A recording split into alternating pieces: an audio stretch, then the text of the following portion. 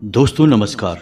तुला राशि वाले मेरे मित्रों, आप सभी का ज्योतिष के इस विशेष और बेहद सौभाग्यशाली कार्यक्रम में बहुत बहुत स्वागत है। हृदय से अभिनंदन है। दोस्तों, आज के इस वीडियो में जो जानकारी हम आपको देने जा रहे हैं, उस जानकारी को लेने के बाद आप खुशी से झूम उठोगे। ना केवल आप बल्कि आपका पूरा परिवार ही खुशी से नाचेगा, क्योंकि इस वीडियो में जो हम आपको बताने जा रहे हैं वह कोई साधारण घटना नहीं है और ना ही वो कोई साधारण बातें हैं। ये बातें इतनी गुप्त और रहस्यमयी हैं जो यदि किसी मजदूर को भी पता चल जाए या फिर यूं कहें कि एक भिखारी को भी पता चल जाए तो वह रातों रात करोड़पति बन सकता है। तो ये बातें बेहद ही शक्तिशाली हैं, लेकिन गुप्त हैं और रहस्यमयी हैं। दोस्तों, इन बातों को गुप्त इसीलिए रखा गया है कि इन्हें बताने के बदले में लोग दूसरों से मोटी मोटी रकम वसूल करते हैं और अपना व्यापार जमाने की कोशिश करते हैं। तो यहीं से आप अंदाजा लगा सकते हैं कि ये कितनी महत्वपूर्ण बातें हैं। साथ ही साथ दोस्तों, कल 1:50 के बाद आपके जीवन में एक ऐसा सुंदर ग्रह योग बनने जा रहा है जो आपके कई प्रकार के धन लाभ कराएगा। जी हाँ दोस्तों, इसके बाद अगले 2 दिनों तक आपके जीवन में धन की वर्षा होगी, रुका हुआ धन प्राप्त होगा, घर का कलह क्लेश दूर होगा, शांति कायम होगी और जीवन में शुद्ध सकारात्मक ऊर्जा का प्रवेश होगा, यानी कि ईश्वर का आशीर्वाद आपको प्राप्त हो जाएगा। यह बेहद ही महत्वपूर्ण योग है दोस्तों, तो इसके बारे में भी आपको जानना बहुत आवश्यक है। दोस्तों, जानते हैं कि जो लोग इस संसार में कामयाब हैं और जो लोग इस संसार में नाकामयाब हैं, उनके बीच क्या अंतर है? क्यों लोग कामयाब हो जाते हैं और कुछ लोग दिन रात मेहनत करने के बावजूद भी नाकामयाब ही बने रहते हैं? दोस्तों, इसका सबसे बड़ा अंतर केवल यह है कि कामयाब लोगों को कुछ ऐसा गुप्त, रहस्यमयी और अनोखा ज्ञान प्राप्त हो जाता है कि जिसका उपयोग करके वे जीवन में लंबी लंबी छलांगे लगाकर सफलता की ऊंचाइयों तक पहुंच जाते हैं। जबकि जो लोग नाकामयाब हैं, वे जीवन के उन्हीं घिसे पिटे रास्तों पर चलते रहते हैं और उन्हीं घिसे पिटे कार्यों को करते रहते हैं, जिससे उनका जीवन ज्यों का त्यों बना रहता है, कभी कोई बदलाव आता ही नहीं है। और इस बात का प्रमाण चाणक्य और चंद्रगुप्त की कहानी से आपको स्पष्ट तौर पर मिल जाएगा कि एक साधारण सा चरवाहा बालक जब चाणक्य जैसे गुरु से मिला और रहस्यमय ज्ञान उसने प्राप्त किया तो वह सम्राट बन गया। तो ऐसे में आप इन सब बातों का लाभ कैसे ले सकते हैं, यानी कि इन सब बातों का आपसे क्या संबंध है? दोस्तों, हम आपको बता दें कि जो बातें हम आपको बताते हैं वे बातें इतनी प्रामाणिक और इतनी शक्तिशाली होती हैं कि यदि आप गंभीरता से उन बातों को अपने जीवन में उतारने लगें तो हम आपको लिख कर दे सकते हैं कि कुछ ही दिनों में और महीनों में आपका भाग्य पूरी तरह से बदल जाएगा। अब मानकर चलिए कि कोई एक उपाय या बात हमने आपको बताई है, तो हमने यूं ही वह आपको नहीं बता दी। दोस्तों, हमारे हजारों लाखों व्यूअर हैं और वे सभी उम्मीदों के साथ हमारे वीडियो को देखते हैं। तो जब हम आपको कोई बात बताते हैं तो उससे पहले हम उस उपाय को कई लोगों पर आजमाते हैं, उसकी शक्ति का प्रमाण देखते हैं कि वह कितने दिनों में कार्य करना शुरू करता है और किस प्रकार से जीवन में बदलाव लेकर आता है, कार्य करता भी है या नहीं करता है। और जब उस उपाय के शक्तिशाली प्रमाण हमें मिल जाते हैं तब हम उसे अपने वीडियो के माध्यम से आप तक पहुंचाते हैं। जी हाँ दोस्तों, तो इन उपायों पर आपको बिल्कुल भी शक करने की आवश्यकता नहीं है। तो अब इसी क्रम में हम आपको बता दें कि इस वीडियो के अंत में हम आपको एक ऐसा रहस्यमय और शक्तिशाली उपाय बताने जा रहे हैं जिसे आप नियम से केवल 21 दिनों तक करके देखिए।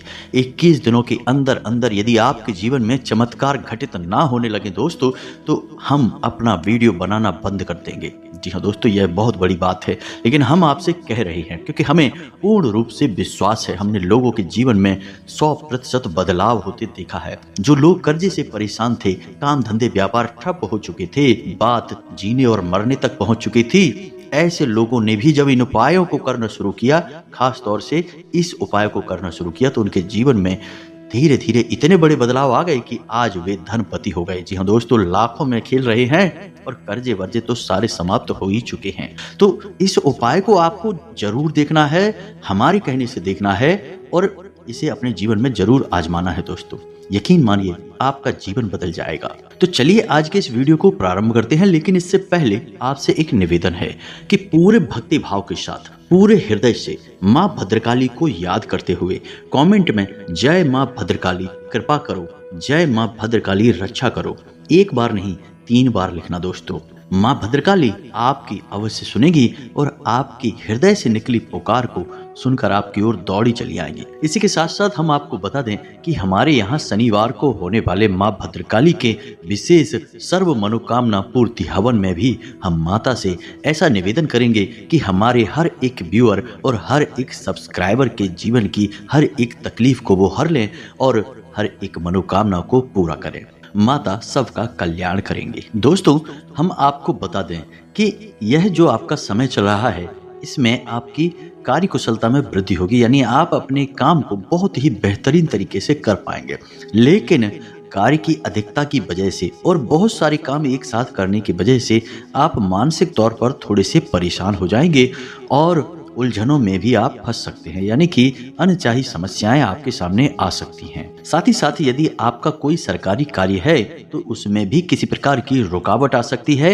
एक अनचाही परेशानी वहां पर भी आपका इंतजार कर रही है। कार्य की उलझनों से और जीवन की थोड़ी बहुत छोटी मोटी परेशानियों की वजह से आपकी मन स्थिति थोड़ी सी विचलित हो जाएगी, यानी कि आपका मन थोड़ा सा उदासीन हो जाएगा और खिन्न हो जाएगा। चिड़चिड़ा स्वभाव भी आपका हो सकता है। और यहाँ पर गौर करने वाली बात दोस्तों यह है कि आपके अपने यानी आपके प्रेमी जन, आपके परिवारजन आपको ऐसा महसूस करेंगे कि जैसे आप स्वार्थी हो गए हैं। हालांकि आप अपने काम में इतने व्यस्त हैं कि आप उन पर ध्यान नहीं दे पा रहे हैं। थोड़ा सा काम की अधिकता की वजह से या जीवन की उथल पुथल की वजह से आपका स्वभाव भी चिड़चिड़ा हो गया है।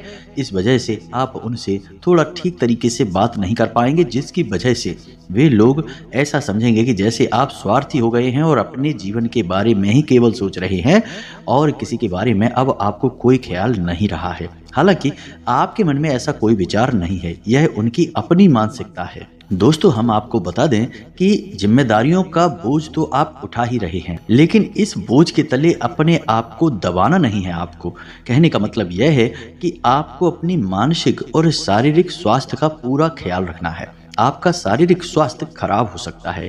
पहला तो यह है कि आपके खान पान की दिनचर्या में कोई भी नियम संयम नहीं रहेगा।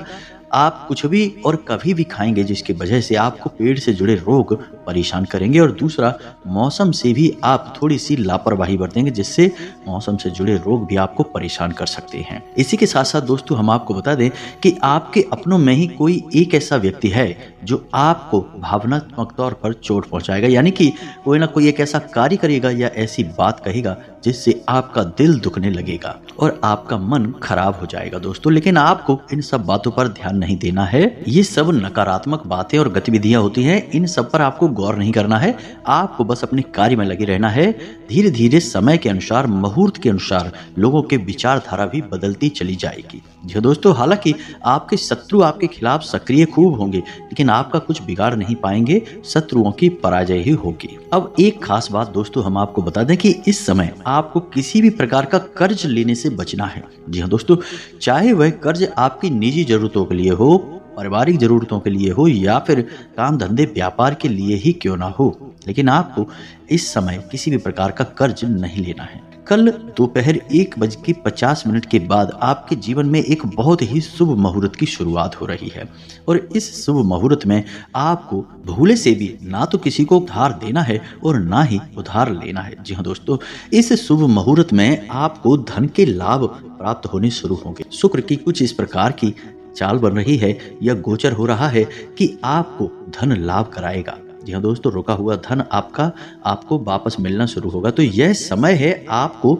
धन का लाभ लेने का, ना कि धन किसी को उधार देने का और ना ही कर्जा लेने का। दोस्तों, कर्जा लेना भी धन लाभ नहीं होता है, धन का नुकसान ही होता है, क्योंकि मुफ्त में कोई कर्ज नहीं देता है। तो ऐसे में आपको इन सब बातों से बचना है। फिजूल खर्ची पर भी आपको नियंत्रण करने की आवश्यकता होगी। दोस्तों, आपकी फिजूल खर्ची बढ़ सकती है।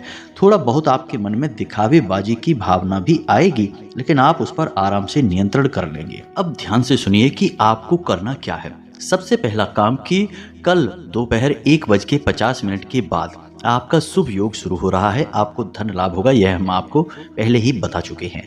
तो अब इसमें आप इस योग का प्रभाव कैसे और बढ़ा सकते हैं। तो सबसे पहला काम आपको यह करना है कि आपके शरीर में जो शुक्र पर्वत है, यानी कि 1:50 के बाद आपको अपने शरीर में मौजूद शुक्र पर्वत को सक्रिय करना है। और शुक्र पर्वत कहाँ है, ध्यान से सुने।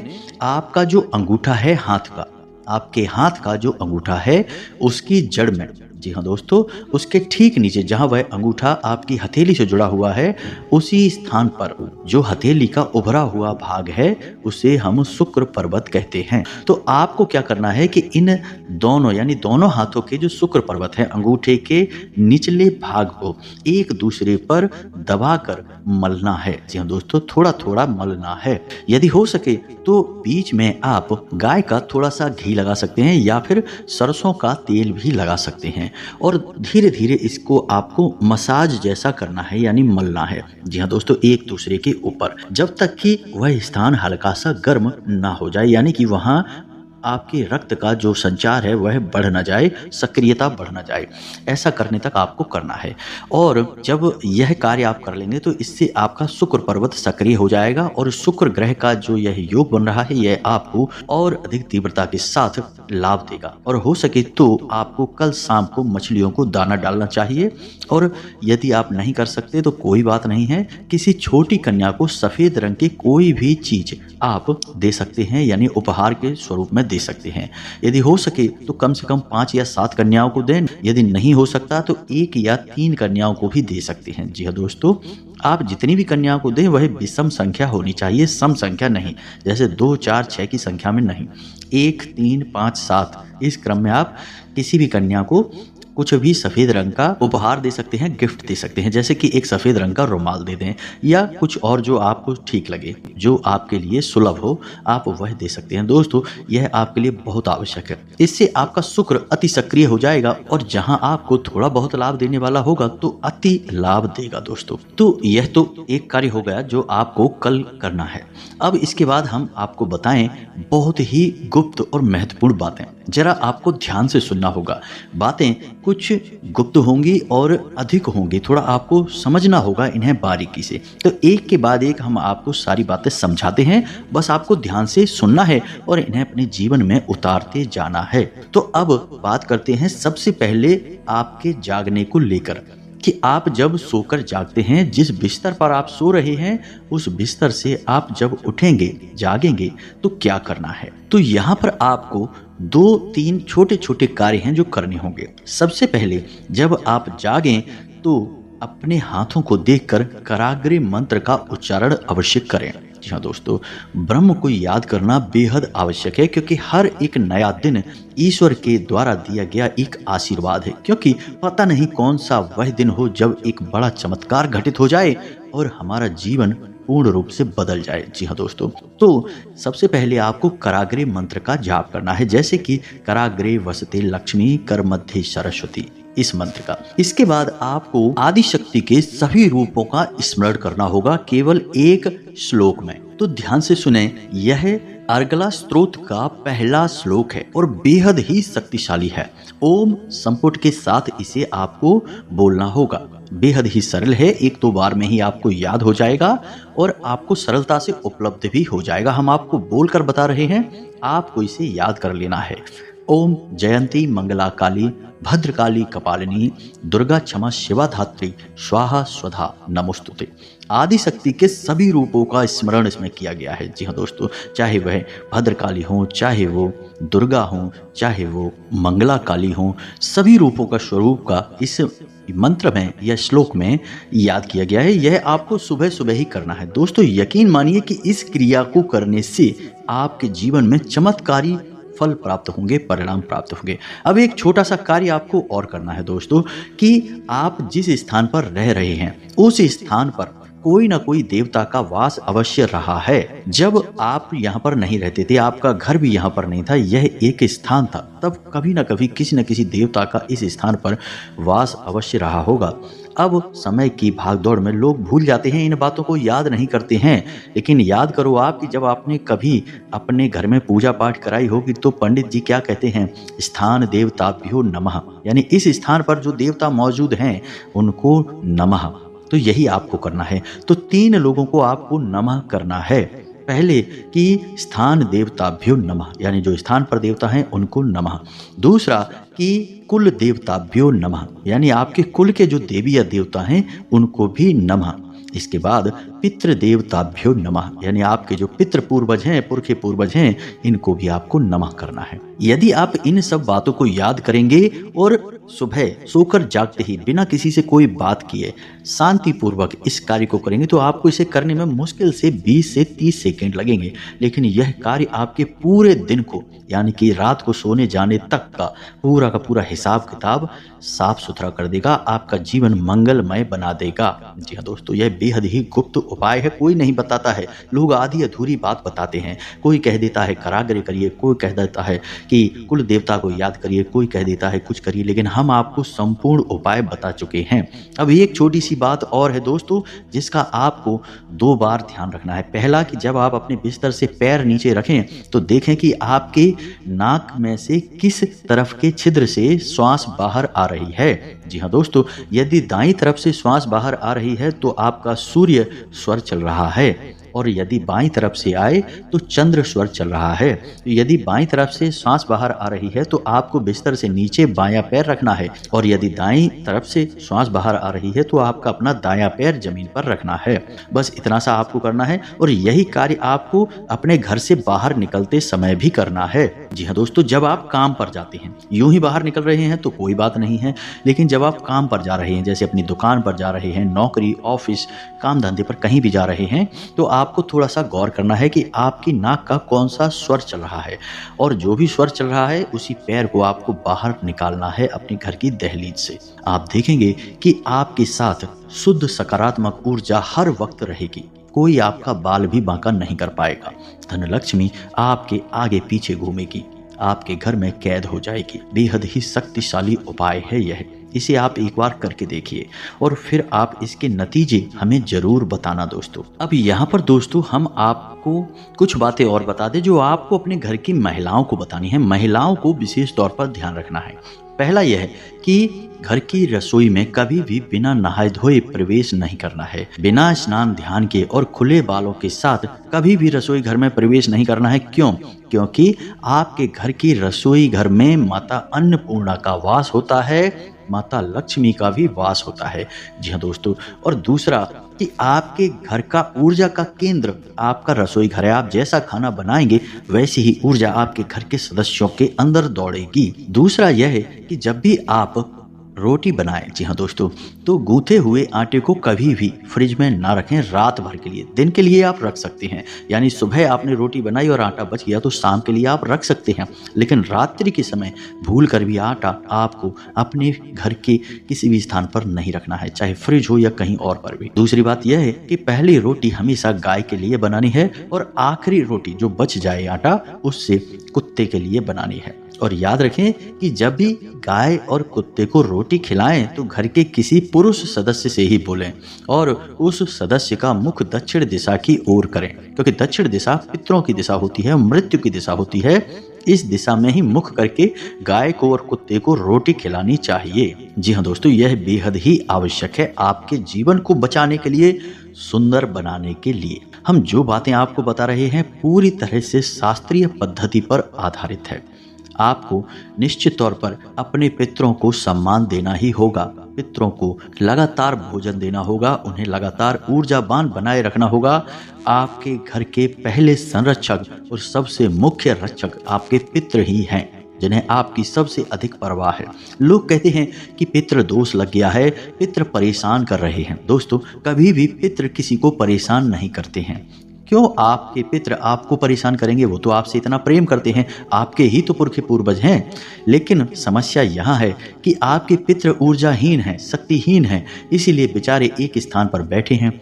और आपके घर में जब कोई रक्षक नहीं है तो कौन आएगा? दुष्ट आत्माएं आएंगी, बुरी, अनैतिक, नकारात्मक शक्तियां आएंगी, भूत प्रेत आएंगे और आपके घर में कोहराम मचाएंगे, हाहाकार मचाएंगे और आपके पितृ देखते रह जाएंगे। इसे ही कहते हैं पितृ दोष लगना। हम जो भी पिंडदान, तर्पण आदि करते हैं, इन सब क्रियाओं से क्या करते हैं, अपने पितरों को शक्तिशाली बनाते हैं, ऊर्जावान बनाते हैं। फिर हमारे पितृ ही हमारे घर से हर एक नकारात्मक ऊर्जा को निकाल कर बाहर कर देते हैं। तो आपको अपने पितरों का विशेष ख्याल रखना होगा। घर की दक्षिण दिशा में पितरों के नाम का एक दीपक शाम के समय अवश्य जलाना चाहिए। निश्चित तौर पर हर एक इंसान को जलाना चाहिए। वीडियो के अंत में हम आपको एक चौंकाने वाली बात बता दें कि हमारे देश में जो त्राहिमाम मचा है, जो समस्याएं हैं, लोग परेशान हैं, बेहाल हैं, बनते हुए काम भी बिगड़ते जा रहे हैं, इन सब का सबसे बड़ा मुख्य कारण जानते हैं क्या है? हर एक इंसान पर कहीं ना कहीं किसी न किसी प्रकार से पितृ दोष लगा हुआ है। किसी के भी पितृ पूर्वज पूर्ण रूप से संतुष्ट नहीं हैं। जी हाँ दोस्तों, कहीं ना कहीं किसी न किसी प्रकार से पितृ दोष का प्रभाव है। किसी पर आंशिक है तो किसी पर पूर्ण पितृ दोष है और इसी वजह से किसी की बुद्धि भ्रष्ट हो चुकी है, मति भ्रम हो चुका है, लोग गलत कार्यों में रुचि ले रहे हैं, अपने जीवन की परवाह करना छोड़ चुके हैं और जो गंभीरता से कार्य कर रहे हैं उन्हें भी सही परिणाम प्राप्त हो नहीं रहे हैं। नई पीढ़ी पुरानी पीढ़ी का सम्मान नहीं कर रही है, बात नहीं मानती है और अच्छी बात बताने पर भी नाराज हो जाती है। जी हाँ दोस्तों, ये सब पितृ दोष के ही लक्षण हैं। तो जो बातें हमने आपको वीडियो में बताई हैं, इन बातों को आपको अपने जीवन में प्रयोग करना है। थोड़ा गंभीरता के साथ इन बातों को समझना है और एक बार प्रयोग करके देखने में जाता ही क्या है दोस्तों, कोई खर्चा नहीं है, सब कुछ मुफ्त में है, बस थोड़ा सा प्रयास है और आपका यह थोड़ा सा प्रयास आपके जीवन में चमत्कारी और भव्य परिणाम लाएगा, हम आपको गारंटी देते हैं। तो हमने जो जानकारी दी है, आपको इस जानकारी के बारे में यदि कोई प्रश्न उठता है तो हमसे कमेंट करके पूछे, हम आपके प्रश्नों के जवाब देने की पूरी कोशिश करेंगे। वैसे तो हमने सब कुछ विस्तार से बताया ही है, फिर भी जो प्रश्न है तो कोई बात नहीं है, आप पूछें, जवाब हम देंगे। इसी के साथ साथ आज की इस वीडियो को विराम देते हैं। कमेंट में पूरे भक्तिभाव के साथ जय माँ भद्रकाली कृपा करो, जय माँ भद्रकाली रक्षा करो अवश्य लिखें, जय पितृ देवता अवश्य लिख दें, यह भी आपके लिए बहुत आवश्यक है। मिलते हैं अगले ज्ञानवर्धक वीडियो में, तब तक के लिए धन्यवाद। जय माता की।